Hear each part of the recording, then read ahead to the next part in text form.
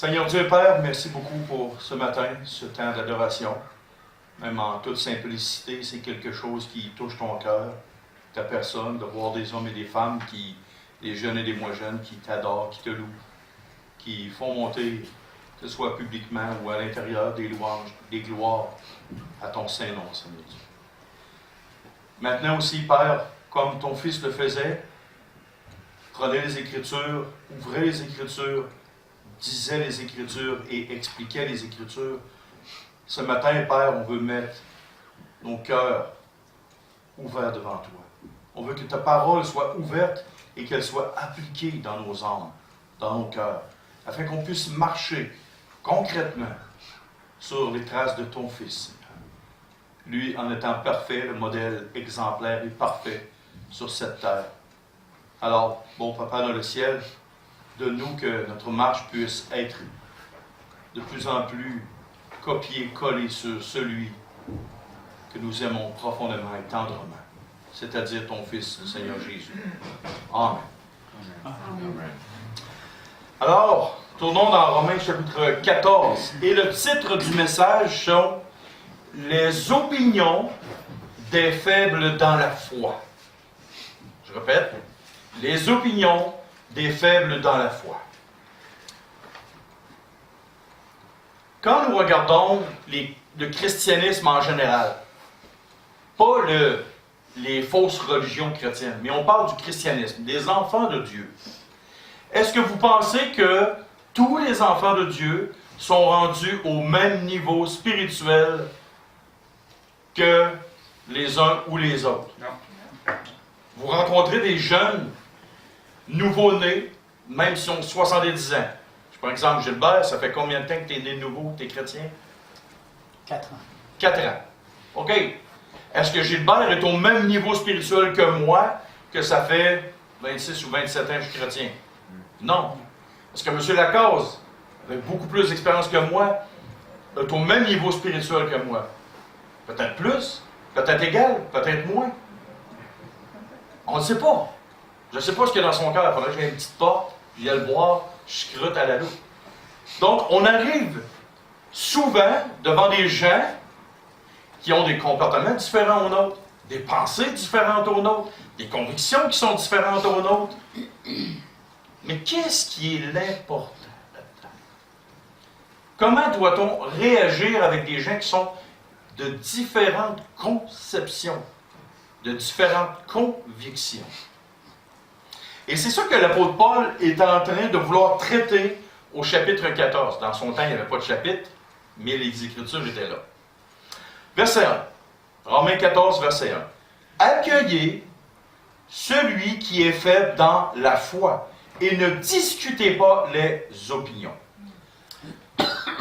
Nous qui sommes forts spirituellement, qui sommes des hommes faits, quand je parle hommes faits, c'est hommes et femmes. Les humains qui sont chrétiens, les hommes forts spirituellement, les hommes faits, qui sont appliqués à la parole de Dieu.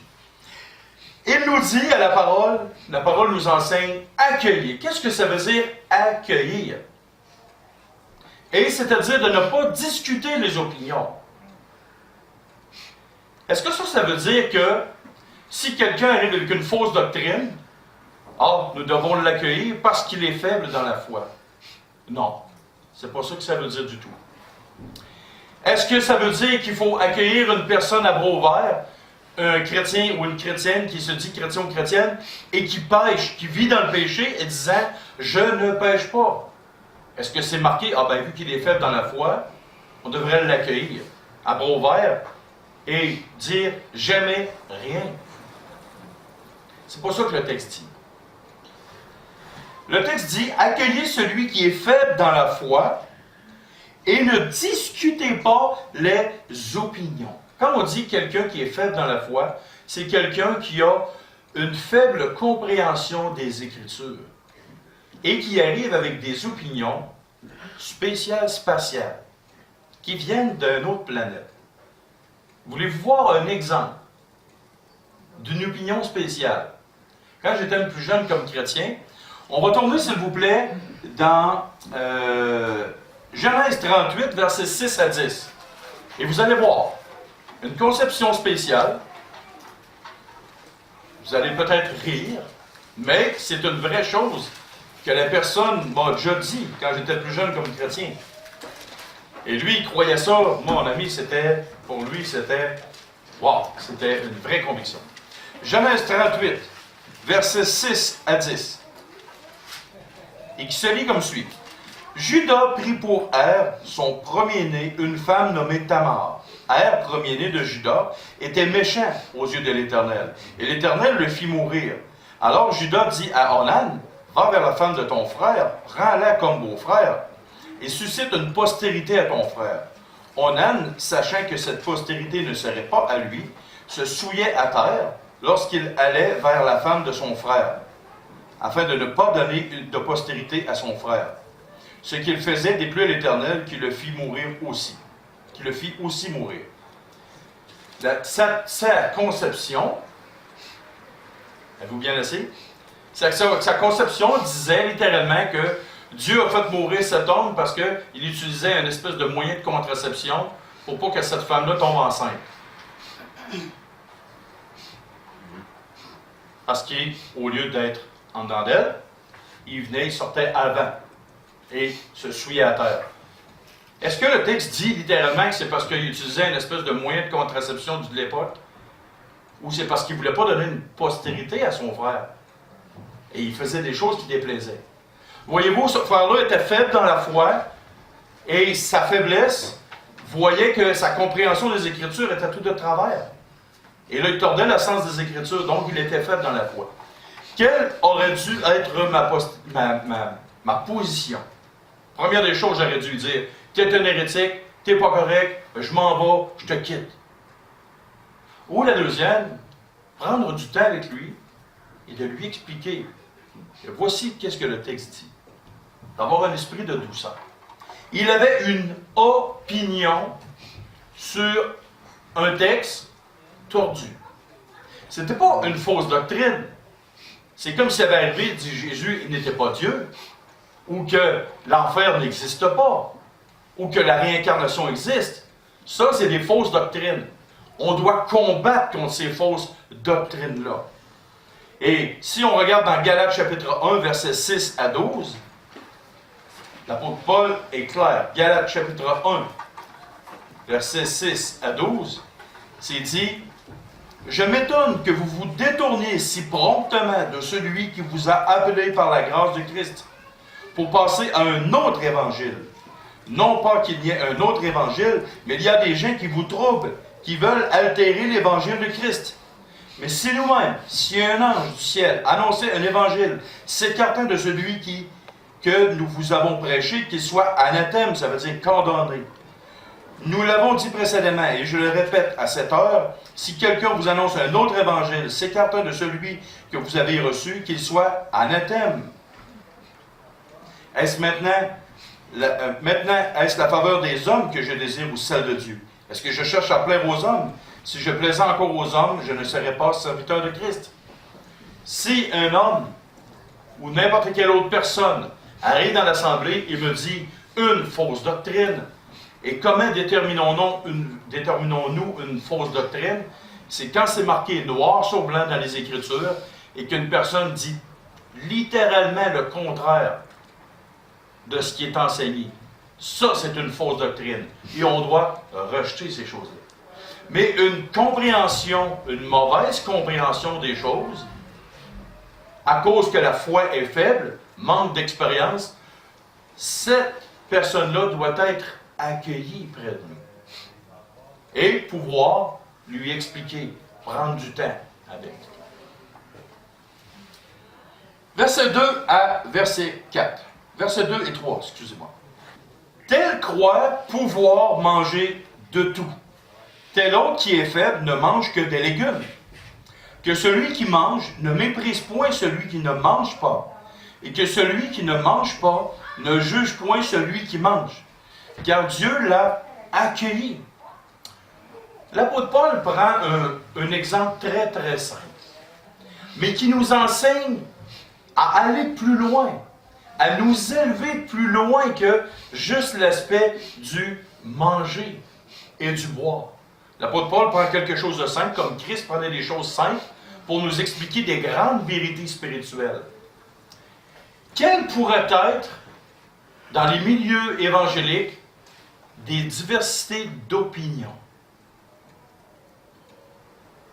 Qu'est-ce qui nous différencie un peu entre un chrétien et un autre? Et même, on n'ira pas ailleurs, on va aller ici.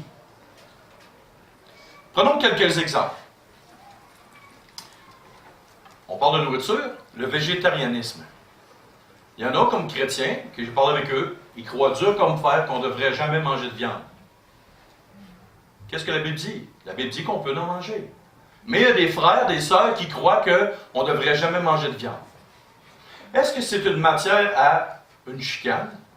Est-ce que c'est une matière à une mise à l'écart de l'Assemblée? Non. C'est une opinion. Pour une raison ou pour une autre. Si cette opinion-là dit que ça va le rapprocher de Dieu, là c'est grave. Mais si pour une question de santé, on n'a pas à s'ostiner avec ça. Nous, comme étant plus forts, comme l'apôtre Paul l'explique plus tard, c'est pas parce que tu ne manges pas de viande ou que tu en manges que tu vas être plus spirituel. Donc, c'est une opinion.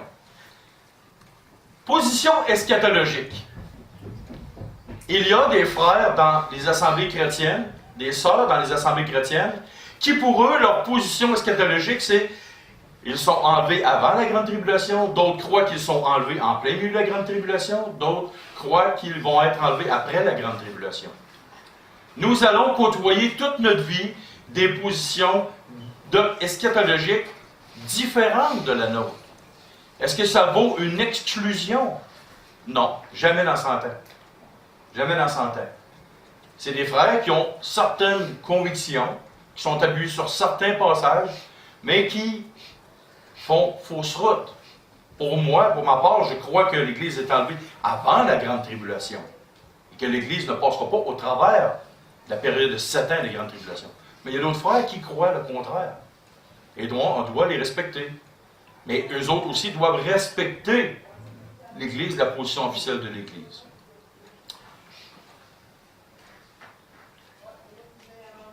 Exemple, d'autres opinions.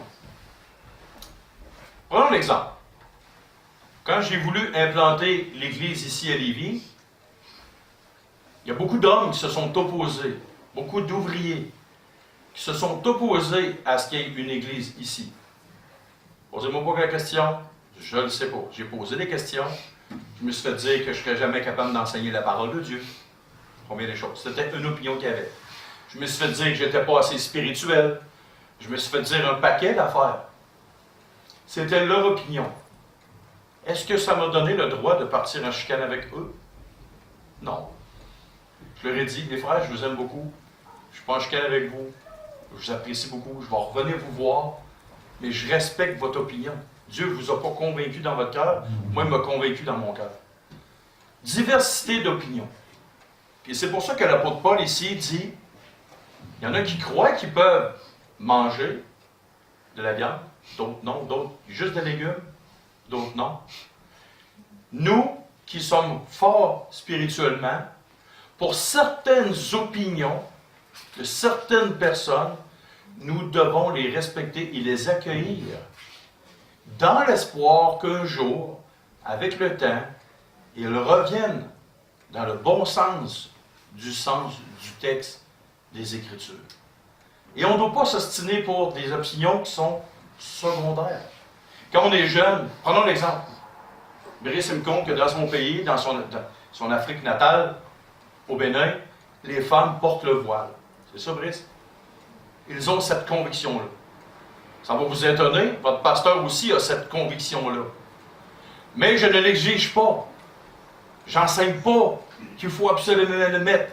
Et si les gens ont une opinion différente de la mienne, regardons ce que 1 Corinthiens 11, 16 dit. Allons voir. Si quelqu'un se plaît à contester, nous n'avons pas cette habitude, pas plus que les églises de Dieu. Qu'est-ce que ça veut dire? Ça veut dire que dans ce temps-là, il y avait des gens qui contestaient sur l'enseignement de Paul. Je ne ferai pas l'analyse du texte de 1 Corinthiens 11. Mais ça reste à la base de l'opinion. Il y en a qui s'ostinaient. Paul enseignait une vérité. Il y avait 3 raisons majeures pourquoi la femme devrait se voiler. Mais il y avait dans ce temps-là, il y avait des gens qui s'ostinaient. Voulez-vous voir des textes dans la parole de Dieu qui sont des opinions, qui ne sont pas des commandements exprès de Dieu? Est-ce que vous êtes en train de voir ça? Non? Oui? OK. Tournons dans 1 Corinthiens chapitre 7, versets 6 à 8. Je dis cela par condescendance. Je n'en fais pas un ordre. Je voudrais que tous les hommes soient comme moi, mais chacun tient de Dieu un don particulier, l'un d'une manière, l'autre d'une autre. À ceux qui ne sont pas mariés et aux veuves, je dis qu'il leur est bon de rester comme moi. Mais s'ils manquent de maîtrise d'eux-mêmes, qu'ils se marient, car il vaut mieux se marier que de brûler. Est-ce que l'apôtre Paul est en train d'enseigner un commandement ou il donne une opinion? C'est pas un commandement, c'est une opinion. S'il y a des frères, c'est bien pour eux qu'ils soient comme l'apôtre Paul, donc on pense que Paul était soit veuf ou qu'il n'avait jamais été marié, mais que ça serait bon, ça serait encore mieux. Mais si tu manques de maîtrise, ben marie-toi, c'est important. Voyez-vous, il dit, je dis ça par condescendance. J'en fais pas un ordre. On va avoir un autre texte aussi. Dans 1 Corinthiens 7, verset 30, le verset 25 à 40. Regardez bien comment il commence. 1 Corinthiens 7, 25. Pour ce qui est des vierges, je n'ai point d'ordre du Seigneur, mais je donne un avis, comme ayant reçu du Seigneur miséricorde pour être fidèle. Oh! Il dit, j'ai point reçu d'ordre, mais je donne un avis. Et qu'est-ce qu'il dit à la fin du verset 40? Elle est plus heureuse néanmoins si elle demeure comme elle est. Suivez mon avis. Et moi aussi, je crois avoir l'Esprit de Dieu. Voyez-vous? Au début, il dit, j'ai un avis. Puis à la fin, il redit, j'ai un avis. C'est pas un ordre. Donc, l'apôtre Paul avait des opinions qui étaient bien, qui étaient sages. Mais il était capable d'être balancé dans ses opinions. Et nous, comme chrétiens, si on veut évoluer spirituellement, je ne parle pas d'évolution comme les évolutionnistes, mais si on veut évoluer dans notre spiritualité, dans la sagesse qui s'approche des choses de Dieu, on doit littéralement mettre de côté certains petits principes pour passer par-dessus les opinions des chrétiens plus faibles, sans pour autant accepter n'importe quoi. Sous le couvert de « Ah, ils sont faibles », on les accepte, on ne dit rien. Quand c'est une fausse doctrine, une vie de péché, c'est non, on ne veut pas. Mais quand c'est une opinion qui n'est pas un commandement explicite de la parole de Dieu, on doit être plus sage, plus intelligent, plus fort spirituellement. Continuons. Verset 4, Romains 14. Qui es-tu, toi, qui juges un serviteur d'autrui? S'il se tient debout ou s'il tombe, cela regarde son maître. Mais il se tiendra debout, car le Seigneur a le pouvoir de l'affermir.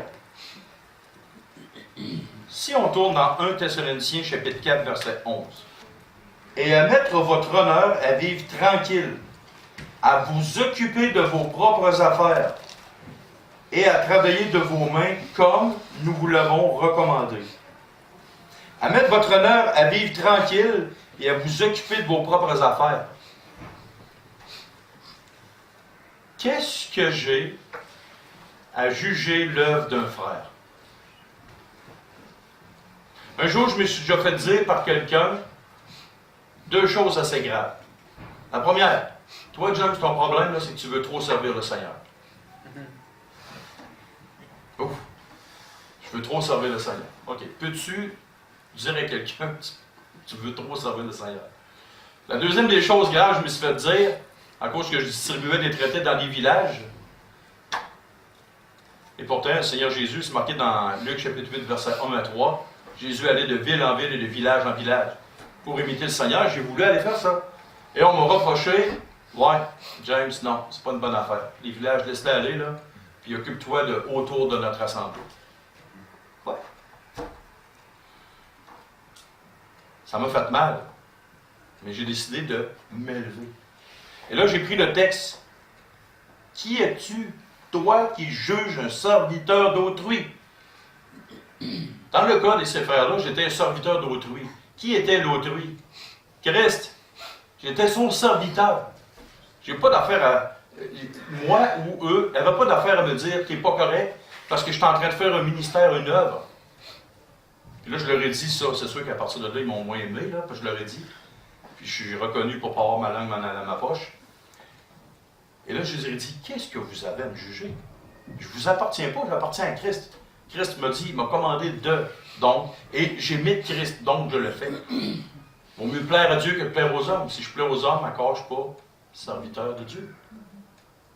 Et ça a déplu. Et là, le texte, s'il se tient debout, s'il tombe, cela regarde son maître.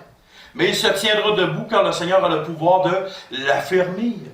On m'a dit, il y a 10 ans, James, tu ne seras jamais capable de faire le ministère et de travailler en même temps. Ça fait 10 ans. Ah, je suis encore debout. C'est pas pire. Voyez-vous, on n'a pas à juger un frère qui fait une œuvre pour Dieu. On n'a pas d'affaire à le planter. On n'a pas d'affaire à le calomnier. J'espère que vous ne ferez jamais d'affaire de même. Tel fait une distinction entre les jours, tel autre les estime tous égaux. Que chacun ait à son esprit une pleine conviction. Quand on parle avec des vieux chrétiens et qu'on leur demande, ceux qui ont 50 ans et plus, la journée de Pâques est-elle une journée importante? Hey! Une journée incroyablement importante. Quand vous prenez un jeune, est-ce que Pâques est une journée importante? Le jeune, ben oui! Mais est-ce que l'échelle d'importance dans le cœur des deux personnes est pareille? Le jeune dit, c'est important, il y a du chocolat qui s'enligne. Le vieux dit, hey, c'est important, c'est Christ, la résurrection de Christ. Voyez-vous, l'échelle d'importance et d'opinion, elle est différente. Ni une, ni l'autre, pour le chrétien spirituel, c'est la bonne réponse. C'est pas une journée de chocolat. Pâques. Vous savez, vous avez tous eu le texte que je vous ai envoyé. Mais Pâques non plus n'est pas une fête chrétienne. Si tu es fort spirituellement, tu connais les Écritures, tu connais ces choses-là, quelle devrait être ton importance? Qu'est-ce que tu devrais faire? Est-ce que tu t'insurges contre le jeune qui dit que c'est une journée de chocolat, qui n'a aucune idée de ce que c'est Pâques pour lui, ou le vieux chrétien qui, lui, est encore dans sa routine de l'Église catholique de Rome? Quelle devrait être pour toi ta solidité spirituelle?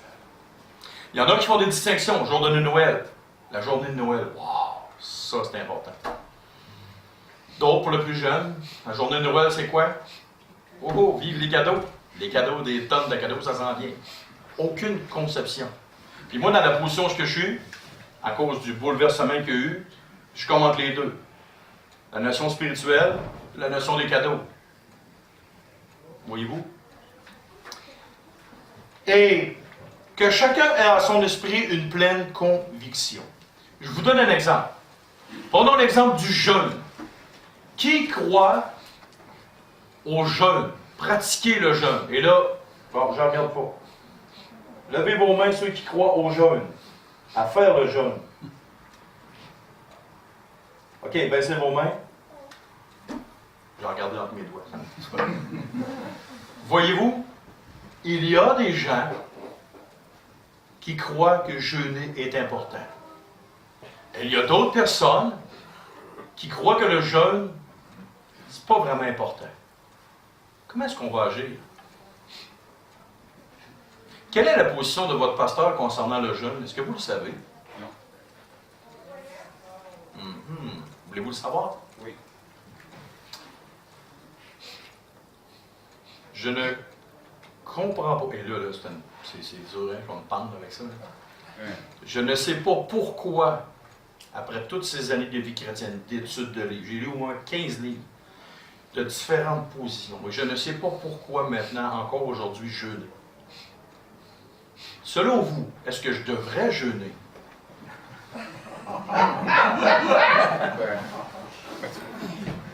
Est-ce que je devrais jeûner? J'ai pas réussi à trouver d'enseignement clair, bibliquement parlant. Je sais que la Bible parle de jeûne. Je sais que pour Christ, le jeûne est important. Et que c'était quelque chose qui était important, mais je ne le sais pas pourquoi. Pourquoi je jeûnerais? Je ne sais pas pourquoi. Je prie Dieu, ça fait des années que je prie Dieu d'avoir la révélation divine. Pourquoi jeûner? Je respecte ceux qui jeûnent. J'ai un profond respect pour eux qui jeûnent. J'ai un profond respect pour ceux qui ne jeûnent pas. Mais moi, présentement, je suis dans le milieu, je suis neutre. Je n'ai pas encore eu de révélation biblique. Et croyez-moi, j'en ai vu, j'en ai lu des livres, puis essayer de comprendre pourquoi. Mais je suis encore neutre. Après 26-27 années de vie chrétienne. Mais si je me fie au texte, que chacun ait en son esprit une pleine conviction. Je ne suis pas convaincu. Est-ce qu'il faudrait que je jeûne pour faire plaisir à une partie du monde? Ou qu'il faudrait que je jeûne pas pour faire partie à une autre partie du monde? Non, je suis neutre. Et qu'est-ce que je ferais? La Bible dit un petit peu plus loin que celui qui n'a pas une pleine conviction, qui fait un acte, pêche. Je ne suis pas pleinement convaincu de ça, je l'avoue. Je ne sais même pas c'est quoi toute la réalité, la profondeur. Si vous avez des textes bibliques, si vous avez des livres, je suis preneur, je veux l'avoir. Et là, je vous ai révélé quelque chose de dangereux pour un pasteur. Très dangereux pour un pasteur. Parce qu'il y a des églises que si le pasteur ne jeûne pas, là, ouf, c'est la mort instantanée pour ce pasteur-là. En Afrique, je ne sais pas comment ça se passe. Dans d'autres églises au Québec, je sais comment ça se passe. Peut-être ailleurs, ça se passe différemment. Mais je n'ai pas une pleine conviction. Je n'ai pas découvert encore dans la parole de Dieu le pourquoi du comment, quel impact que ça fait. Ah, j'en ai entendu des affaires, mais rien de scripturairement profond et biblique. Ah, j'ai entendu plein d'affaires sur le jeûne, mais je ne suis pas convaincu. Continuons. Celui qui distingue entre les jours agit ainsi pour le Seigneur. Celui qui mange, c'est pour le Seigneur qu'il mange, car il rend grâce à Dieu. Celui qui ne mange pas, c'est pour le Seigneur qu'il ne mange pas, et il rend grâce à Dieu. En effet, nul de nous ne vit pour lui-même, et nul ne meurt pour lui-même. Car si nous vivons pour le Seigneur, et si nous mourrons pour le Seigneur. Soit donc que nous vivions, soit que nous mourions, nous sommes au Seigneur. Car Christ est mort, et il est revenu à la vie, afin de dominer sur les morts et sur les vivants. Mais toi, pourquoi juges-tu ton frère? Ou toi, pourquoi méprises-tu ton frère? Puisque nous comparaîtrons tous devant le tribunal de Dieu. Car il est écrit, « Je suis vivant, dit le Seigneur. Tout genou fléchira devant moi, et toute langue donnera gloire à Dieu. Ainsi, chacun de nous rendra compte à Dieu pour lui-même. » OK. Qui voudrait être mon représentant syndical auprès du trône, auprès du tribunal de Christ? Qui pourrait être mon délégué syndical? Ah, Norbert, toi, tu as déjà été un délégué syndical. Tu veux être mon représentant auprès du Seigneur? Malheureusement, Norbert, il ne pourra pas être à côté de moi. Puis, je ne pourrais pas être à côté de vous. Je ne pourrais pas dire, hey, Seigneur, regarde, Brice, il était gentil, mais, moi, je le sais, tu sais. Mais, M. Lacasse, je me rappelle en 78, il a fait un erreur. Mais, tu sais, non. Il n'y a pas personne qui va nous représenter. Sauf un. Christ. La question est de savoir pourquoi vous avez fait ce que vous avez fait quand vous l'avez fait. Voulez-vous que je répète cette phrase-là? Oui. Ah, c'est de mentionner. Pourquoi vous avez fait ce que vous avez fait quand vous l'avez fait?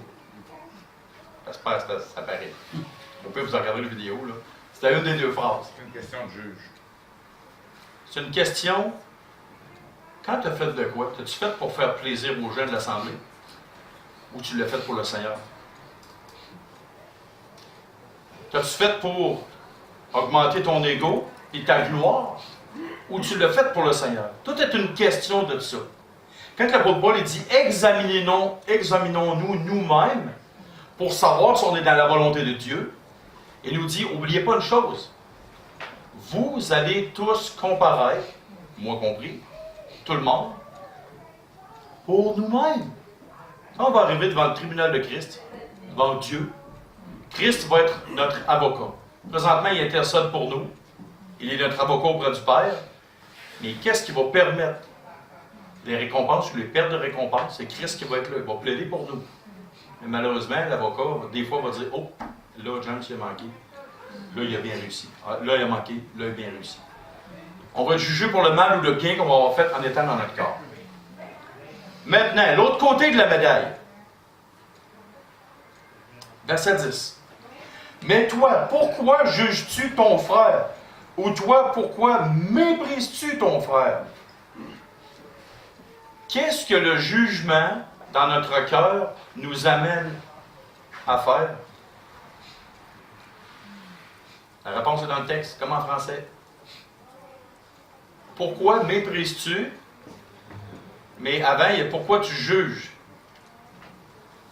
Souvent, quand nous, comme chrétiens, on commence à juger l'œuvre dans la vie d'un frère, un ministère quelconque, une action quelconque. Prenons l'exemple. Notre frère Gilbert s'occupe de la vidéo. Voici le phénomène qui arrive au bien prix. Ouais, Gilbert, quand tu peux, la caméra n'était pas bien placée. Ouais. Tu sais, Gilbert, tu sais, t'es trop haute la caméra. Ouais, Gilbert, les écrits là, que tu lis, là, ça ne va pas avec les paroles du pasteur. Il me semble que tu es décalé d'une couple de secondes. Ah, puis Gilbert, ça. Ah, puis Gilbert, ça. Petite pied, petite pied. Ah, Brice, toi, il te manque de couleur. Tu n'es pas tout à fait noir, tu es brun foncé. Ah, Baba, il est plus noir un petit peu que Brice. Non, non. Du commérage pour rien. Du déblatérage pour rien. Et là, qu'est-ce que ça fait dans nos cœurs si on commence à juger tout le temps la moindre petite affaire? On finit par mépriser. Et ça, c'est grave. Pourquoi, quand un frère ou une sœur fait une œuvre quelconque, au lieu de juger et de planter, pourquoi on ne donnerait pas une idée constructive? Élever un enfant toujours en le jugeant, en le critiquant, qu'est-ce que vous pensez que ça va faire à la langue avec le temps? Vous allez avoir des méchantes conséquences plus tard.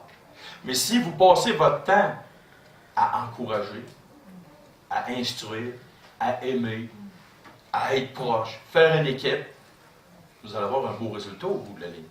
Avec un frère ou une sœur, qu'est-ce que nous voulons faire? Est-ce que nous voulons être une personne qui est édifiante, encourageante pour un frère ou une sœur et l'aider à atteindre du point A au point B? Ou nous voulons partir et travailler dans un sens contraire et vouloir régresser? Le faire régresser? Tout est une question. Et ça part, c'est marqué ici. Mais toi, pourquoi juges-tu ton frère? Ou toi, pourquoi méprises-tu ton frère? Écoute, mêle-toi de tes affaires, mêlons-nous de nos affaires. Et le Seigneur, c'est lui ou elle qui va arriver devant le Seigneur. Toi, tu ne seras pas là pour le planter, tu ne seras pas là pour l'aider. Il va s'organiser avec le Seigneur. Et ça, c'est comme j'ai dit au début, si un frère ou une sœur est dans le péché, on doit intervenir pour leur parler. S'ils font fausse route, on doit intervenir et leur parler. Mais des opinions différentes. Et là, le verset 13. Ne nous jugeons donc plus les uns les autres, mais pensez plutôt à ne rien faire qui soit pour votre frère une pierre d'achoppement ou une occasion de chute. Seigneur Jésus, à un moment donné, nous a enseigné. Quand tu vois, pourquoi tu vois la brindille, le brin d'herbe dans l'œil de ton prochain, mais tu ne vois pas la poutre dans ton œil? Ôte la poutre dans ton œil, et ensuite tu vas savoir comment faire pour enlever la brindille de l'autre. Quelle est la différence entre un brin de foin et une poutre? La grosseur. La grosseur, la longueur, le poids. Le poids. C'est quoi la différence entre un poteau de téléphone et un brin de foin dans la rue ici? La longueur, le poids. Et là, j'insiste sur le mot poids. Souvent, on ne se rend pas compte que nous, on a tellement de choses à changer, puis on essaie d'aller graffier pour ôter un petit brin de foin dans la vie d'un autre. Pourquoi on ne change pas ça de bord?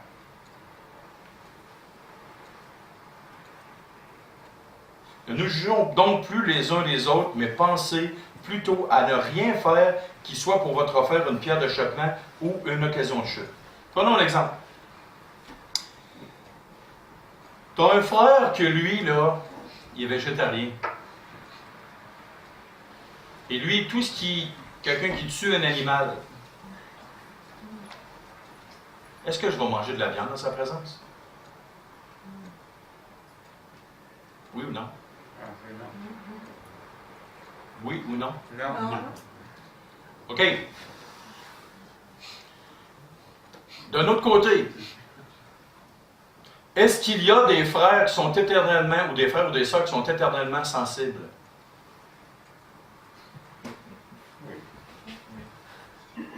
Malheureusement.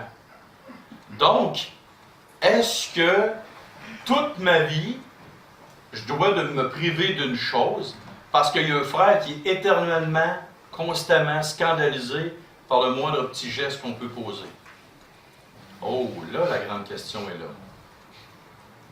On sait où est-ce qu'on commence, mais quand est-ce qu'on doit arrêter de faire les moindres petits caprices de ceux qui sont éternellement sensibles et éternellement frustrés et éternellement offensés?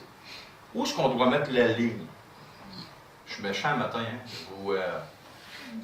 Je vous lance une fléchette, un dard. Je suis comme l'avocat du diable un peu. Où est-ce que ça commence et où est-ce que ça doit arrêter? Il y a une expression qui dit clairement, ta liberté s'arrête là où tu brines ma liberté.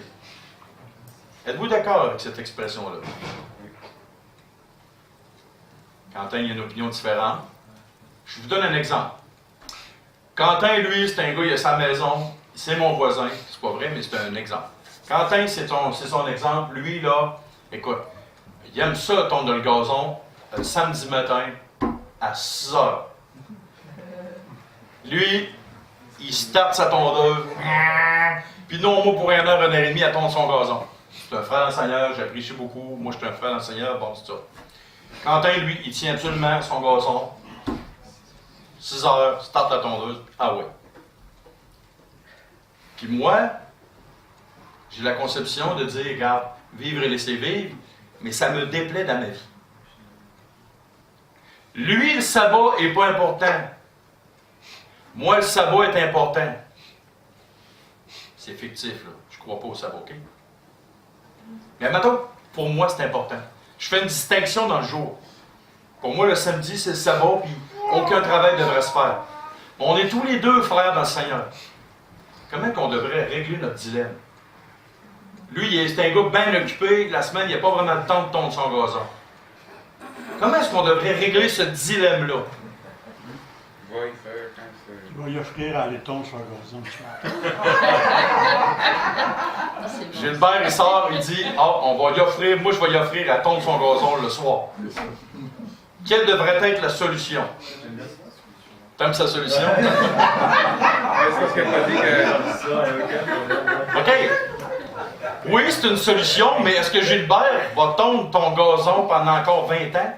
Parce que toi, tu ne veux pas tondre ton gazon autre que là. Voyez-vous? Et là, le dilemme.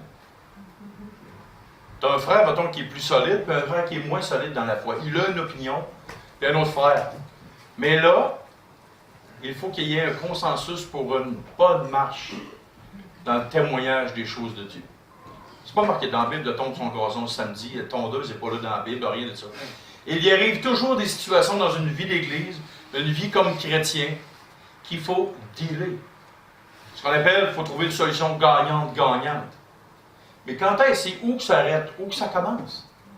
Le chrétien qui est plus fort dans la foi devrait laisser un certain temps, Le chrétien plus faible dans la foi doit comprendre qu'à un moment donné, il y a des choses qui sont moins importantes que d'autres. Peut-être mon exemple de tondeuse est moins bonne, mais au moins, vous avez une bonne piste. C'est de jouer avec ces choses-là.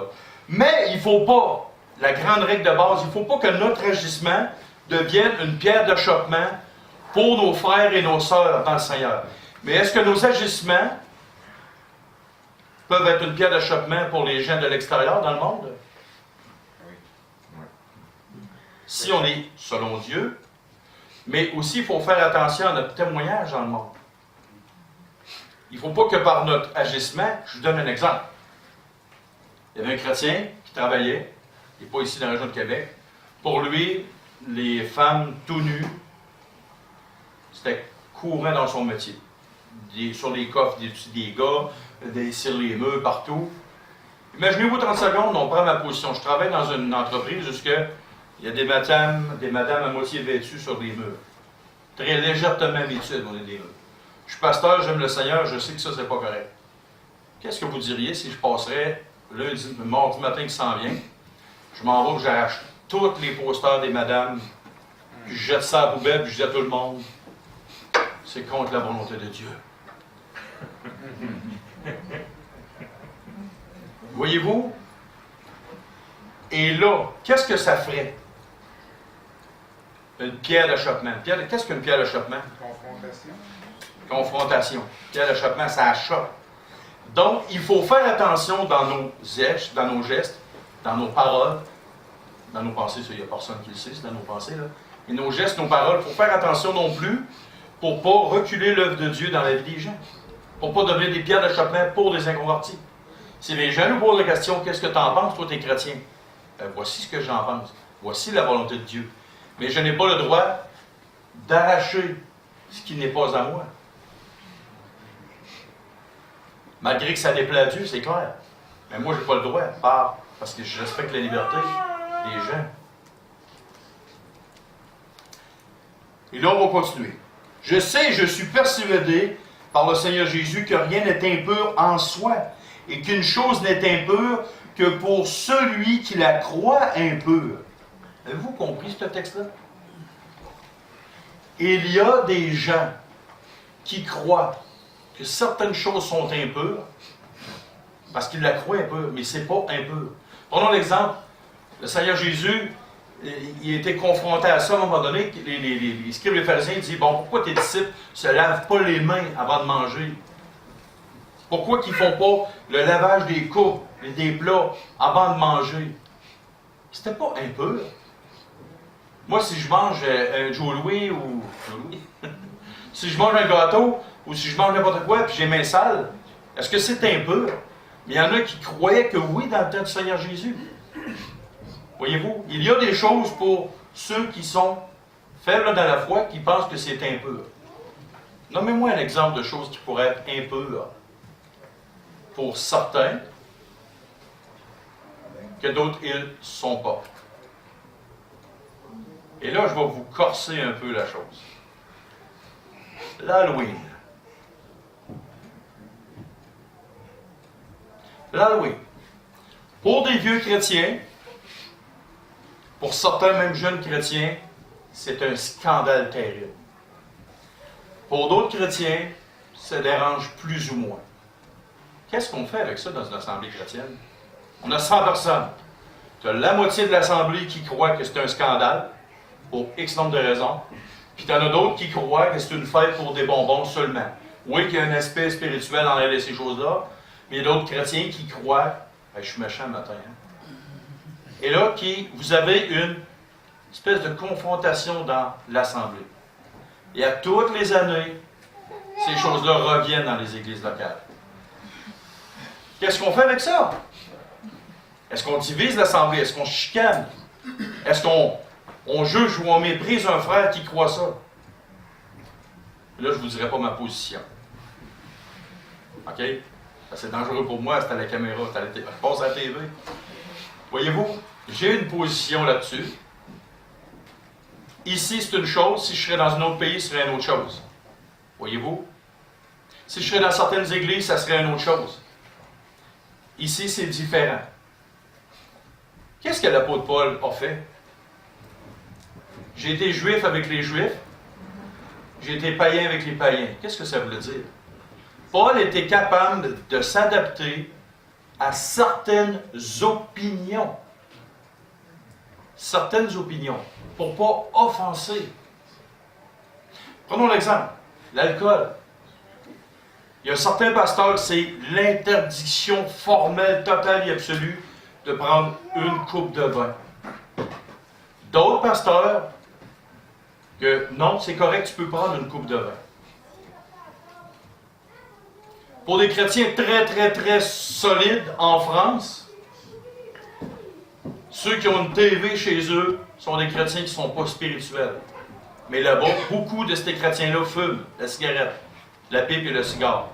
Ici, la majorité des chrétiens ont des télévisions, mais si tu fumes, gare à toi. Voyez-vous, quand on s'en va et qu'on sort de notre chez-nous, là, de notre petit monde, écoutez, j'ai même vu des assemblées chrétiennes que si tu avais une barbe, tu ne pouvais même pas prendre le repas du Seigneur. C'est quoi l'affaire? Voyez-vous, vous allez être confronté toute votre vie à des opinions totalement différentes aux vôtres. Qu'est-ce que l'apôtre Paul dit? Il y a des chrétiens qui sont faibles dans la foi, qui font distinction dans certaines choses. Élève-toi. Tu es plus fort spirituellement. Laisse tomber des choses. Mais toi, par contre, sois pas un objet ou une occasion de chute pour un frère qui pense telle chose. Je vous donne un autre exemple. Dans une autre église, les gens qui ont les cheveux courts comme moi ne sont pas les bienvenus parce que j'ai pas assez les cheveux longs.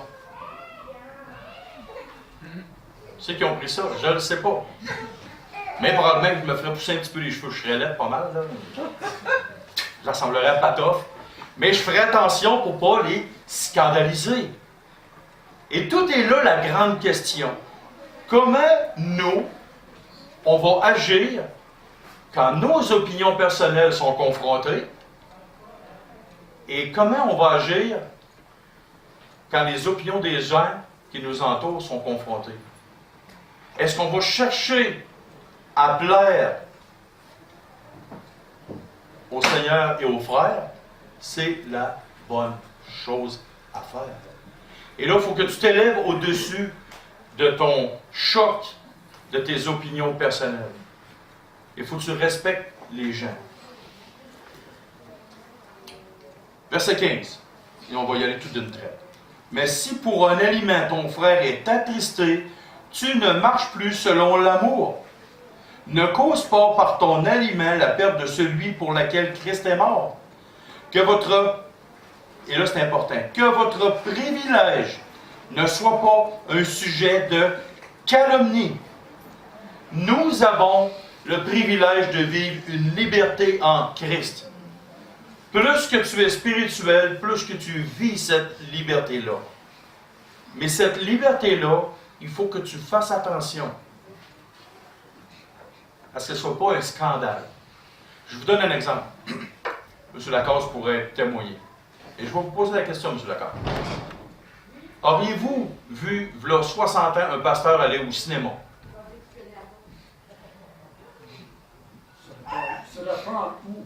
Ah, OK, ça dépend où. Il y a des églises, même là, 50, 60 ans, si un pasteur était pris à aller au cinéma ou au théâtre, dans ce temps-là, c'était le théâtre, c'était la mort automatique, c'était une excommunion, c'était out. Là, cette année, moi, je vais au cinéma, mais je choisis mes films. Voyez-vous, comme M. Lacasse dit, ça dépend où. Que votre privilège ne soit pas un sujet de calomnie. Si je suis dans une église comme pasteur, ou un chrétien dans un pasteur, comme dans une église, et là que cette église-là prône de ne pas aller au cinéma, que c'est un mauvais témoignage, et que ça fait des années que dans cette localité-là, il enseigne ça, mettons le pied sur le break et allons pas au cinéma. Même si c'est pas grave. J'avais déjà un frère, à un moment donné, m'avait déjà dit « Ah non, le cinéma, c'est pas bon, hey. Si mon association sait que je vais au cinéma, hey, je vais me faire planter, je vais perdre mon soutien. » J'ai offert d'aller voir le film Jésus de Nazareth au cinéma. J'ai dit « Vas-tu venir avec moi? » Si Jésus était présenté, est-ce que tu vas venir au cinéma avec moi? Ah, je ne sais pas. Ouf. OK. Mais j'ai dit, OK, je t'aime, je te respecte. Je t'aime beaucoup, je t'apprécie beaucoup. Mais je sais que sa conception n'était pas rendue là. Voyez-vous? Verset 17. Car le royaume de Dieu n'est pas le manger et le boire, mais la justice, la paix, la joie par le Saint-Esprit. Celui qui sert Christ de cette manière est agréable à Dieu et approuvé des hommes. Si nous sommes trop drastiques dans nos opinions, vous allez être aimé de Dieu. Mais est-ce que vous allez être approuvé des hommes? Hier, il m'est arrivé une situation. Ma cousine, qui est lesbienne, sa sœur qui est en face, devant toute ma famille, m'a posé la question. « Ah, vous autres, les chrétiens, on sait que dans la Bible, c'est pas correct, les homosexuels, vous nous jugez, hein? » Qu'est-ce que j'ai répondu selon vous? Tension tangible. La moitié de ma famille est chrétienne, l'autre moitié ne l'est pas. L'autre moitié qui ne l'est pas est athée. Qu'est-ce que je fais dans cette situation-là? Voulez-vous savoir ce que j'ai répondu? La première des choses que j'ai dit, c'est Dieu t'aime. Il dit, il n'y a pas de différence, de distinction entre toi, qui est homosexuel, et moi. Il n'y a aucune différence devant Dieu. La seule différence qu'il y a, c'est dans la pratique du mal et du péché. J'ai dit, prends la religion, mets-la de côté. Mon but et mon devoir n'est pas de te juger, mais de t'avertir. De t'avertir. Au même titre que si tu étais un voleur, un menteur, un bandit, un criminel. Que tu ne vis pas de la manière que ton Créateur veut pour toi. Mais Dieu t'aime d'un amour sans fin, sans borne. Ça veut terrasser, la discussion est finie là, m'a regardé avec des grands yeux. Voyez-vous, vous allez être confronté avec des idées de choc. Mais là, si tu dis ici le texte, celui qui sert Christ de cette manière est agréable à Dieu et approuvé des hommes. Les hommes vous demandent des comptes, ils vous approuvent, peut-être pas souvent, mais au moins votre réaction va peut-être conduire à amener des gens au Seigneur. Ainsi donc, recherchons ce qui contribue à la paix, ce qui contribue à la paix. Si on arrive trop avec nos opinions, bang, bang, bang, qu'est-ce que ça va faire entre frères et sœurs et même avec des inconvertis? Ça va créer des guerres intestines. Comme enfant de Dieu, tu es supposé de dire, ainsi donc, recherchons. Donc, je dois toujours rechercher à ce qui contribue à la paix et à l'édification mutuelle. Mais d'un autre côté, hier, dans la même famille, je me suis fait montrer une photo d'un jeune garçon à Saint-Agapi, 10 ans. Il a des cheveux longs, il s'est habillé en femme, il veut devenir une femme. Il a 10 ans, le petit garçon. Là, les gens m'ont demandé, je ne sais pas pourquoi, je suis toujours confronté avec des questions existentielles quand je vais dans ma famille où je suis pasteur. Ils m'ont montré cette photo-là et qu'est-ce que tu en penses? Et je leur dis, ça, c'est de la dépravation totale. La parole de Dieu dit clairement, Dieu aime ce jeune homme-là. Mais Dieu dit clairement que c'est une abomination devant lui. Qu'un homme qui porte des vêtements de femme, qu'une femme qui porte des vêtements d'homme, c'est une abomination. Il n'a pas eu peur de dire la vérité, mais la vérité est dans l'amour. De dire que c'est une abomination, c'était une chose qui n'était pas correcte, selon Dieu. Mais que Dieu aimait quand même cet homme-là.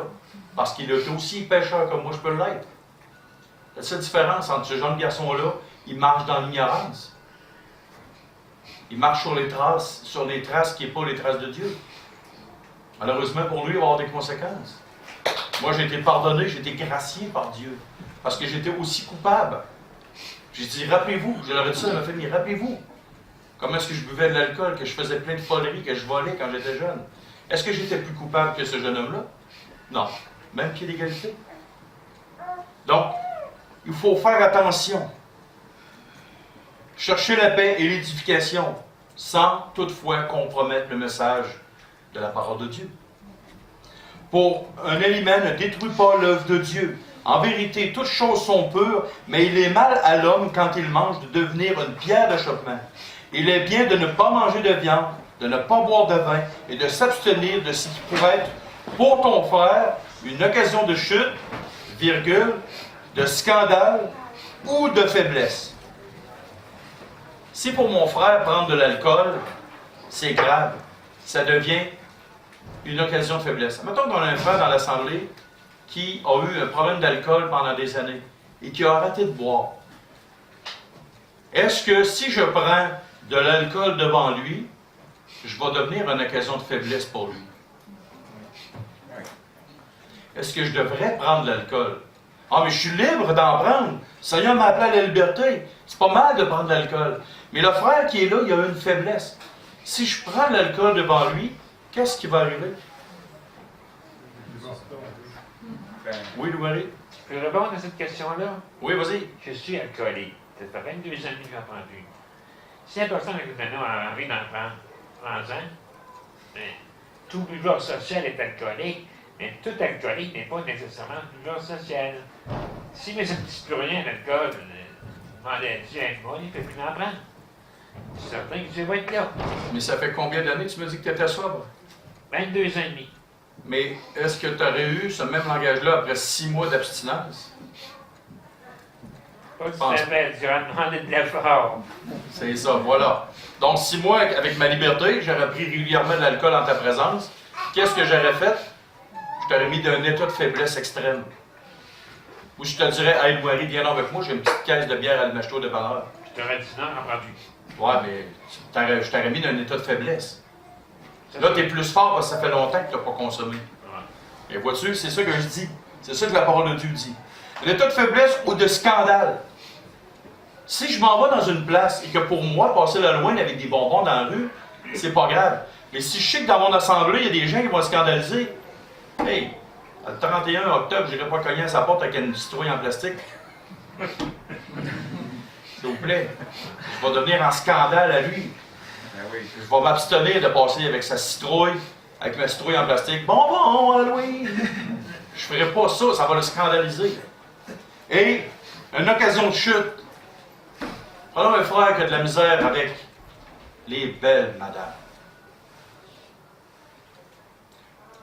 Je vais-tu lui présenter des choses pour le faire tomber?